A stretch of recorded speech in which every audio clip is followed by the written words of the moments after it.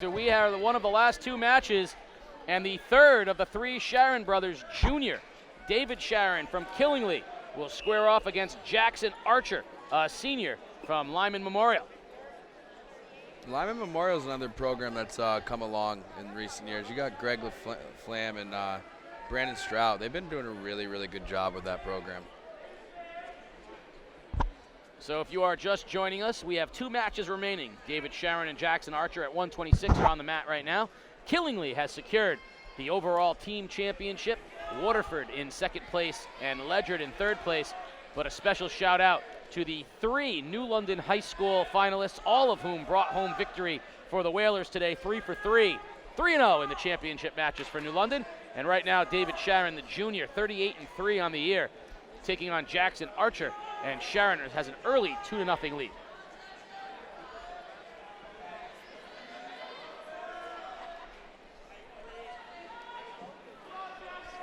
Charron trying to get him over onto his back. He's working that elbow.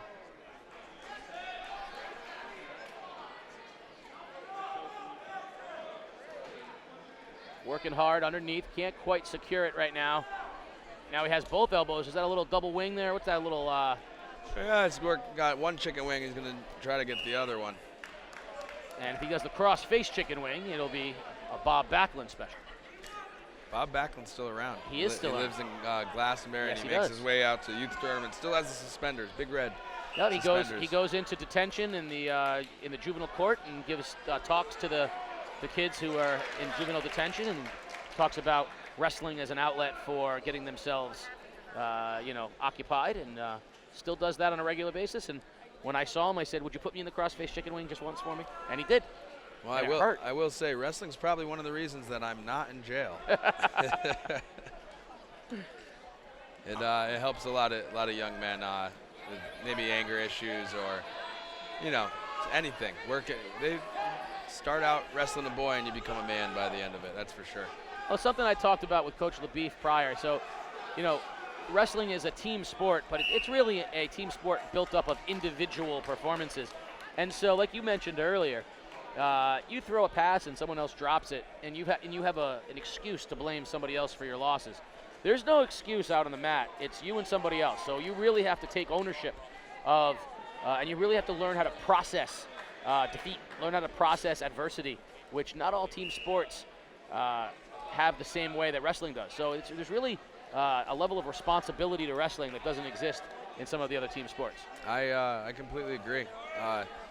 Unfortunately, that's not just in the sports. That's in society. Our society, and especially the younger generation, it seems that they're setting them up not to fail. They just want them to be winners all the time, and that's just not the way it is. The way you become a winner is by losing over and over again, and then hopefully getting back to the drawing board and learning from those losses. He's working that chicken wing. He almost had him over. Right now, only that 2-1 lead here in the second period. He was just seconds away, though. It can all turn around so quickly. Coach LaBeef was talking about the youth wrestler that had over 100 youth losses before he made it to high school and then won 100 matches in high school. And that's the kind of overcoming adversity that we talk about. Well, I wish more of my youth wrestling parents knew this, but no one really cares if you're a six-year-old state champion. I mean, the parents do, and as a coach, I care. I love to see my kids win, but no Olympic champion. You'll never hear about when they won something when they were 6. No, the youth wrestling, we're trying to get these kids ready for this high school wrestling so they can get on to the next level. A little headgear issue with Jackson Archer. He's going to go get that fixed up. A little snap action. And he'll get back into it. He trails 2-1 in what has been a very competitive match with junior David Charron.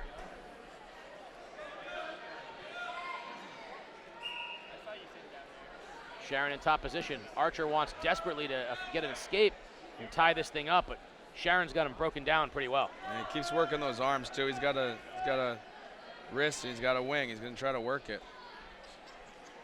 There he has. He's almost got him over. He's halfway home. Oh, ref called one near fall. No back points yet, though.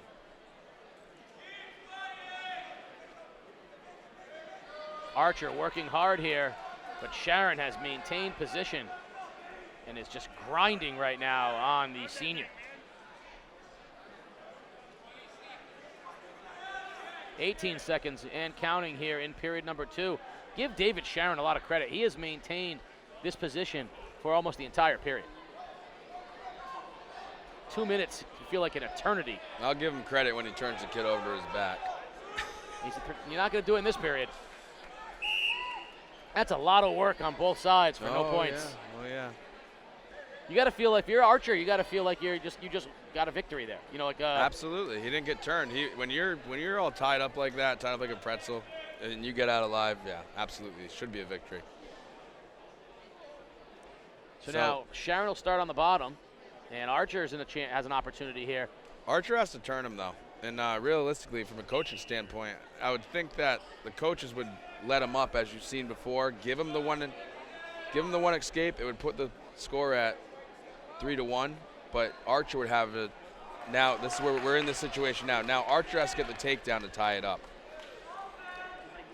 Basically, if he had just given him the escape, he could have been working for a takedown for the last 20 seconds. He wants to get around, but nice job by Charron. Right out of bounds. 1:35 remaining, a 3-1 lead for junior David Charron right now.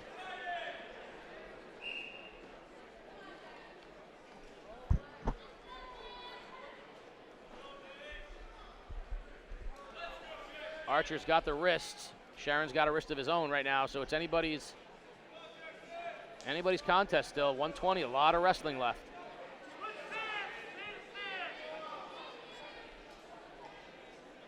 Archer's going to need to, there it is, he goes for a single leg. Can he finish? Step over, hook that ankle, and now that's 2. There it is. And here We're we all are. tied up. This just got exciting here. Now the danger comes, though, if you ride it too long and give up an escape, you can lose the match just like that. So yeah. He's got to stay on him. He's got to. The top guy can turn him, but really the bottom guy's in the position to win this match right now because he just needs to get an escape. Archer trying to turn Charron over to see if he can get a near fall and secure the match. He's almost got him. He's almost got him driving. Man.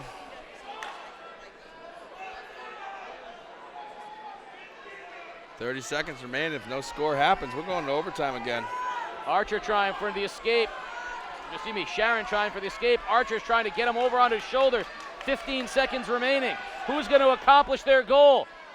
Archer's got the foot. Down under 10. Can Charron escape? Can Archer get him over? Oh, Sharon's going for it. They can't get out. No, we're going into overtime, folks. And we are going to go to overtime. 3-3, overtime, 1 minute period. Sudden death on a takedown. Who will come out of here with an ECC championship?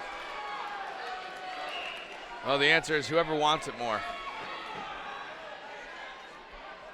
It's like Sharon's in on a single. Archer's stopping it though.